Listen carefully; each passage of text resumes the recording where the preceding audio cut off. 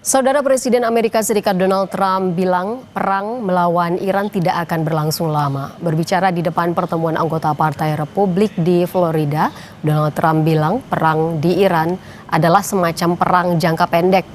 Trump bahkan mengibaratkan perang di Iran sebagai perjalanan singkat pasukan Amerika Serikat di Timur Tengah.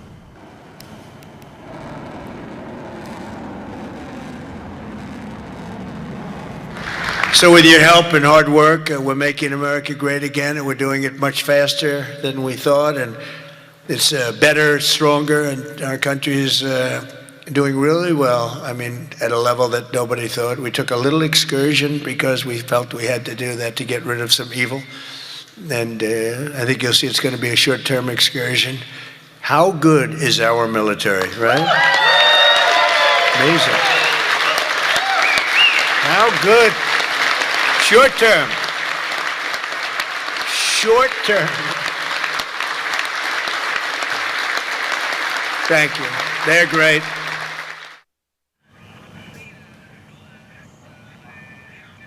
Saudara, perang Amerika Serikat Israel versus Iran belum menunjukkan tren penurunan. Kami bahas soal ini bersama pakar hubungan internasional Universitas Parahyangan, Julius Purwadi Hermawan. Selamat siang, Pak Julius.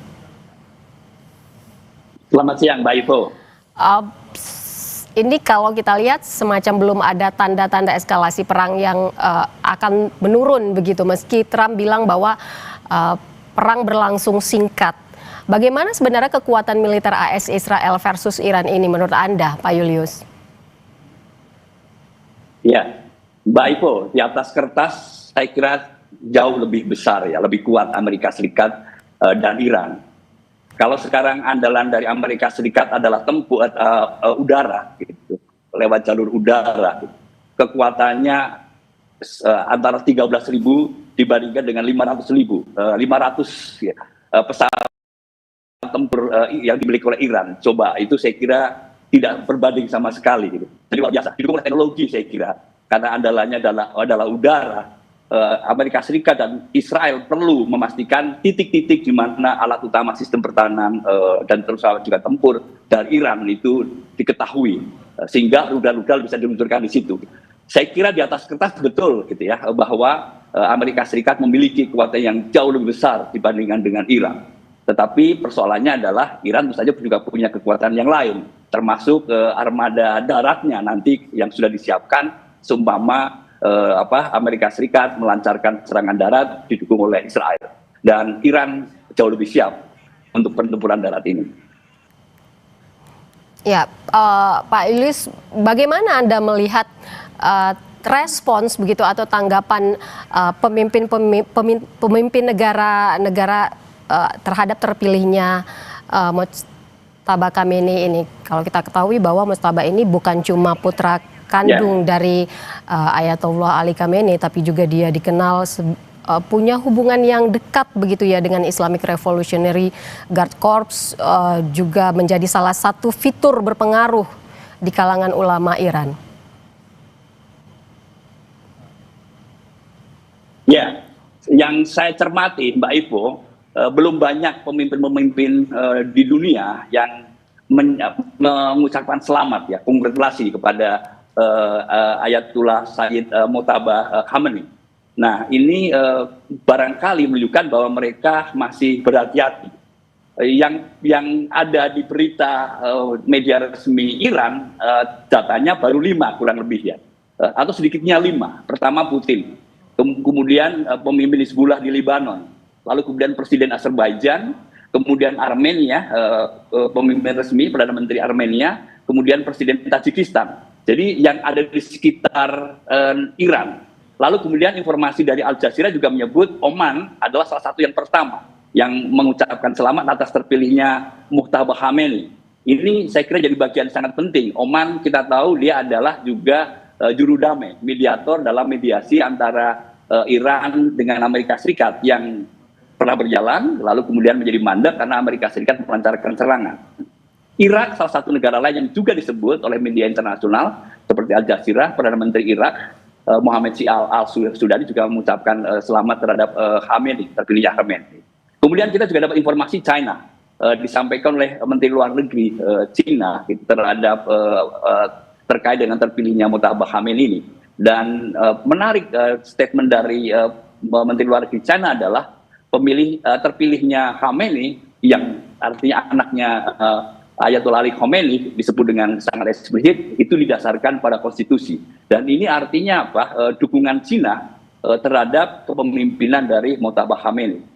Nah, catatan lain juga dari Uni Eropa ini juga menarik ya, dan ini saya kira harus didengar oleh Amerika Serikat dan Israel bahwa adalah hak dari Iran untuk memilih pemimpinnya, dan seharusnya negara-negara lain dicampur terhadap. Jadi kita berharap Indonesia juga nanti akan segera menyampaikan ucapan selamat ya terhadap terpilih, dan ini bagian dukungan yang sangat penting bagi Iran dalam. Ya, Pak Julius. Ya. Pak Julius, kalau kita lihat dari pernyataan Donald Trump kan sempat bilang bahwa perang ini akan berlangsung singkat. Bagaimana penilaian Anda soal pernyataan Trump ini? Ya, singkat ya, dan kita sudah membuktikan 1 minggu ini belum terkalahkan dan kita belum bisa prediksi kapan akan berakhir perang ini. Satu gitu. Jadi kita lihat fakta di lapangan menunjukkan bahwa Trump salah prediksi. Apa kalau sekarang dia menyampaikan di Amerika Serikat itu kan bagian dari kampanye untuk mendapatkan kembali dukungan dari masyarakat Amerika Serikat, termasuk dari partai politik, termasuk dari Kongres, bahkan termasuk juga dari Republikan, Partai Republikan. Nah, yang kita ketahui adalah gitu ya, minggu lalu Presiden Iran sudah sangat jelas dalam merespon Trump gitu, yang Trump mengatakan bahwa tidak ada negosiasi, yang harus dilakukan oleh Iran sekarang adalah menyerah tanpa syarat, dan itu langsung direspon oleh Presiden Iran yang menyatakan bahwa tidak mungkin menyerah sama sekali. Dan hari ini hari pertama Mujtaba Khamenei memimpin, diangkat kemarin, dideklarasikan kemarin juga, dan hari ini sudah dilancarkan serangan. Dan itu menunjukkan bahwa kekuatan Iran masih cukup untuk berperang dalam jangka waktu yang cukup panjang. Ya, setelah kemarin dan mungkin bisa seperti di Irak, bisa 9 tahun atau lebih. Ya, Mbak Ivo. Pak Julius, setelah kemarin serangan menyasar pangkalan militer, penyerangan kan bergeser ya, menyasar kilang minyak. Menurut Anda ini fase baru penyerangan? Ya, ini yang kita khawatirkan ya, bahwa menyerang aset-aset yang dimiliki dan dikontrol penuh oleh Amerika Serikat bisa dipahami. Tetapi kemudian kalau kemudian menyasar kilang-kilang minyak, ini yang agak sulit. Kemarin sudah ada kecaman terkait dengan serangan ke hotel-hotel, gitu ya, ke bandara, yang Menteri Luar Negeri Iran kan minta maaf, mohon maaf, ini collateral damage, ya, tidak disengaja, gitu, serangan terhadap non aset-aset militer Amerika Serikat. Nah, problemnya adalah ketika dia menyerang kilang-kilang minyak ini cukup serius. Saya nggak bisa membayangkan Menteri Luar Negeri Iran, kemudian Presiden Iran, bagaimana mereka bisa menjelaskan kepada negara-negara sahabat mengapa menyerang kilang minyak yang di luar kontrol dari Amerika Serikat. Jujur ini yang kita dalami betul gitu. Kenapa itu? Kecuali dipakai betul oleh Amerika Serikat untuk tujuan penyerangan ke Iran. Kecuali itu, Mbak Ivo. Jadi menurut Anda ini jadi bagian strategi Iran begitu menyasar lokasi strategis publik, Pak Julius? Saya harap bukan ya. Saya harap seperti yang disampaikan oleh Menteri Luar Negeri ini adalah collateral damage. Bahwa sasarannya adalah sekali lagi ke aset-aset militer yang terdekat gitu, tapi kemudian ini mungkin persoalan teknologi yang cukup lemah dari Iran sehingga meleset. Semoga begitu. Kecuali nanti kita akan simak dengan seksama gitu. Apakah betul itu dengan sengaja menyerang kilang minyak di negara-negara tetangga? Karena itu pasti akan sulit menjelaskan kepada negara-negara tetangga. Kenapa itu yang diserang? Sekali lagi, kalau kita memegang pernyataan dari Menteri Luar Negeri Iran dan juga Presiden Iran, tidak akan menyerang di luar itu. Karena itu pasti akan sulit menjelaskan kepada negara-negara tetangga. Kenapa itu yang diserang? Sekali lagi, kalau kita memegang pernyataan dari Menteri Luar Negeri Iran dan juga Presiden Iran, tidak akan menyerang di luar itu. Karena itu pasti akan sulit menjelaskan kepada negara-negara tetangga. Kenapa itu yang diserang? Sekali lagi, kalau kita memegang pernyataan dari Menteri Luar Negeri Iran dan juga Presiden Iran, tidak akan menyerang di luar itu. Dan kita harus hati-hati juga Mbak Ivo ya, kita harus hati-hati juga gitu, karena sekarang kan yang terjadi adalah seperti propaganda gitu. Siapa menyerang apa?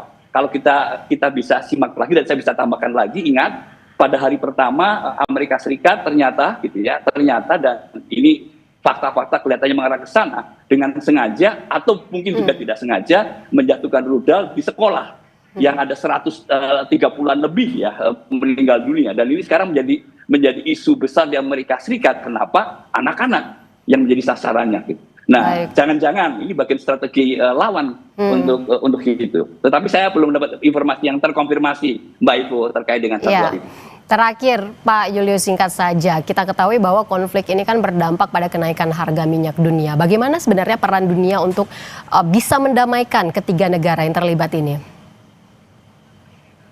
Ya, sangat besar dampaknya gitu. Dan kita khawatir jauh lebih luas, termasuk kepada rupiah kita. Dan kalau rupiah kita sudah jatuh hari ini 17.000, kita khawatirkan dan ada analisis yang sangat liar, sebentar lagi 17.800 gitu, dan sebentar lagi bahkan sampai di level 20.000. Ini sangat membahayakan untuk stabilitas keuangan kita gitu, dengan asumsi-asumsi yang di bawah itu gitu. Nah, sekarang bagaimana dunia gitu, harusnya bereaksi. Nah, menurut saya sudah waktunya, saya kira negara-negara yang cukup berpengaruh, yang punya hubungan baik dengan Iran gitu ya, dan juga termasuk hubungan baik dengan Donald Trump untuk melakukan tindakan-tindakan yang proaktif. Saya melihat dan saya mendengar gitu, dari berita-berita yang bisa dipercaya, sudah ada inisiatif baik yang tulus gitu, misalnya oleh Cina, oleh India gitu ya, dan Indonesia sendiri kan sudah menyampaikan inisiatif yang tulusnya gitu. Dan kalau masing-masing bergerak individual, mungkin tidak akan didengar oleh Presiden Trump. Mungkin juga tidak cukup kuat untuk meyakinkan Presiden Iran, termasuk pemimpin baru yang terpilih. Nah, bagaimana secara kolektif melobi pemimpin-pemimpin yang sedang berkonflik ini, dan itu akan cukup berpengaruh supaya dampak segera bisa teratasi. Mbak Ivo. Terima kasih banyak Pak Julius Purwadi Hermawan, pakar hubungan internasional Universitas Parahyangan, sudah bergabung bersama kami di Breaking News Kompas TV. Terima kasih sekali lagi Pak Julius, selamat siang. Dan saudara, Breaking News Kompas TV masih akan kembali usai jeda.